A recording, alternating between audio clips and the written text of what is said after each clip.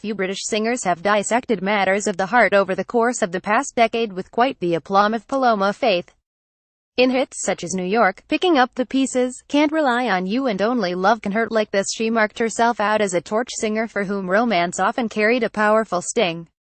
Platinum sales of her albums Do You Want the Truth or Something Beautiful, Fall to Grace, and A Perfect Contradiction suggested many lovers in the UK felt the same. On her new album, The Architect, however, the 36-year-old has averted her view outwards, onto the wider world. A combination of factors, she says, led her there. It was partly because I felt a little bit disconcerted about in general, she explains.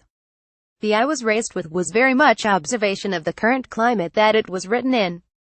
My mum was young in the 60s and 70s and people used to sing about everything then. Obviously heartbreak would come into it, but they'd sing about everything else in their lives, and I feel like that's something that's died out, and it's a shame because it's really important to be aware of the world you live in as well.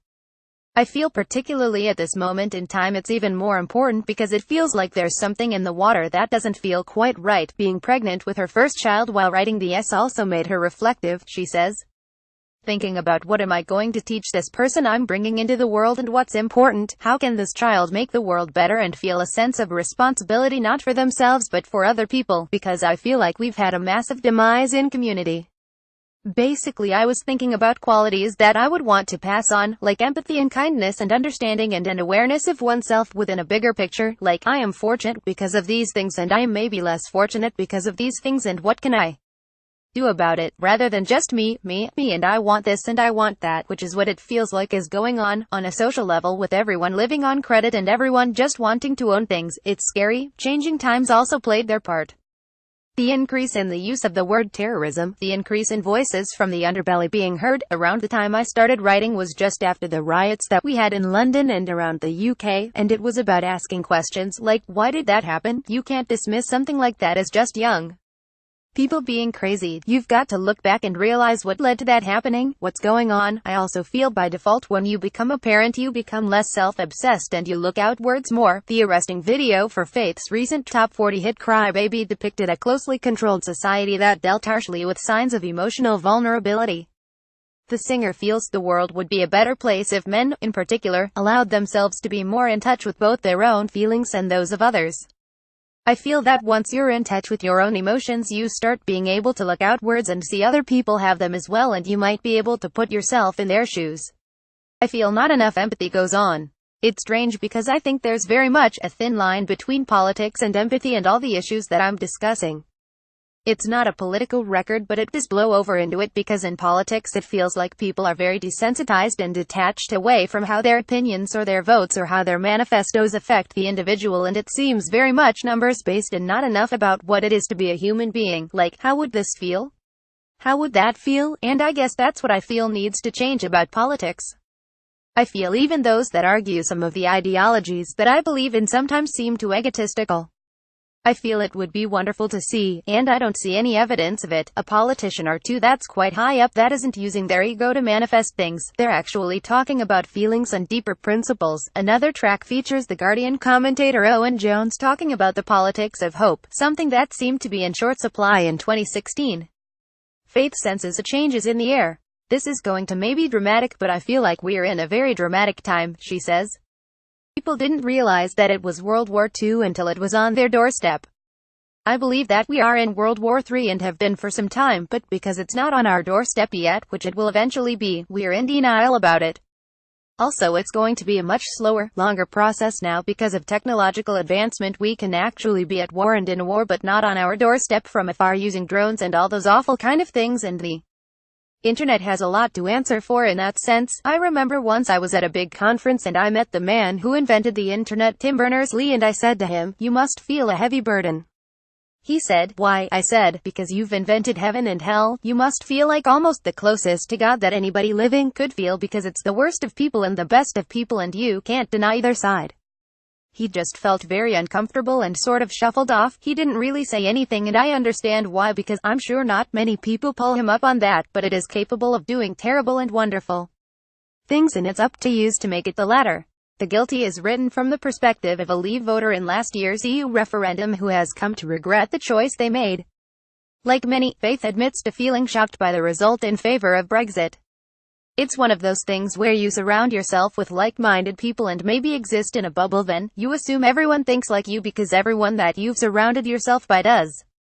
But then when you listen to the voices of people that you haven't spoke to, they were loud on that day, and it was shocking to me, but also it was another example, I think, of there being a need for change. I don't think people were necessarily voting specifically for leave. I think people were voting to be heard, to say, "We're here." A lot of them were ignored people who wanted their existence to be made apparent, and collectively they did. The riots were probably caused by a similar group of people as well in general. Obviously there's exceptions at all times. Most of the time people vote selfishly and not for the greater good, which is a shame. For all that, Faith says she feels hopeful that young people do seem way more politicized than maybe my generation seemed when we were young. I'm an exception, but most people my age don't feel any sense of responsibility or drive to even vote.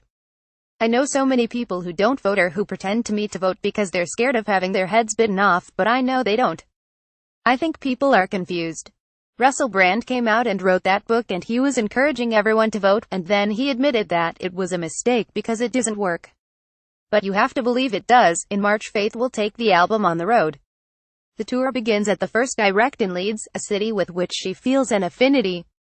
After leaving school in North London, she studied for a degree at the Northern School of Contemporary Dance in Chapeltown. It feels like a really important part of my growth as a person, because I spent 3.5 years there studying between the age of 18 and 21 when you're really turning into an adult, she says. I feel a strong bond to the city. I've got loads of friends there as well. Faith's experiences of the Northern School may have turned her away from a career in dancing. She says at one point pointedly, "It upset me because I would probably have been a dancer if they'd been a bit nicer to me. I think I was good enough to be as well, but they'd just beat it out of me pretty much." Nonetheless, she did forge a friendship with fellow future pop star Ricky Wilson while they both worked at Milo Bar in Leeds city centre. She recalls bumping into him when she was first trying to establish herself and we stayed in touch from then. In 2015 they sat next to each other in judges' chairs on TV talent show The Voice. The same year Faith picked up her first Brit Award for British Female Solo Artist. In her acceptance speech she remarked that it had been a long time coming, yet it seems the award doesn't occupy a special place in her home. It was the symbol of the award that was important to me rather than the award itself, she explains. It doesn't have pride of place, it's actually in a box still somewhere in amongst all my storage, suitcases and stuff, because I'm not really the type of person to have lots of boastful things. I just don't like it. It makes me feel uncomfortable having pictures of myself or things I've achieved on the wall at home. But it was really important to me to win it and know that I've got it, because sometimes you feel in life, and I know loads of people do. My mom did as a teacher in Hackney for 45 years. People just work and work and work, and they do such great things, much greater than mine, like doctors and nurses and teachers and people who run the postal service and people who drive the transport, and they never really get acknowledged for all the graft they put in. My mom left education and there wasn't even a goodbye card after 45 years of service, and I just felt it was really symbolic to me to win that award because I come from a long line of family that is predominantly working class that hadn't been acknowledged. That's why I wanted to say thank you to the people who set the tables, who clear up at the end of the night, who did the lights. I said that in my speech. Then the next morning when I went to the airport, somebody in security said, "Thanks for giving us your award," and it meant so much for me because of that. It represented a long line of my association with people who weren't acknowledged. Today Faith finds herself trying to balance family life with the demands of the industry. She thinks it will take time. I think when children grow up a bit they become a bit more robust, but mine is still only a little baby and my child doesn't understand why I'm leaving or just feels hard done by if I'm not there, so I'm trying to always be there as much as I can when the baby's awake, which is only for 12 hours a day. It is a juggle, she says, but she hopes it will work out. I'd hate to have a child that doesn't know me or resents me because I wasn't there. The Architect is out now. Paloma Faith plays at First Direct Arena, Leeds on March 2nd. www.palomafaith.com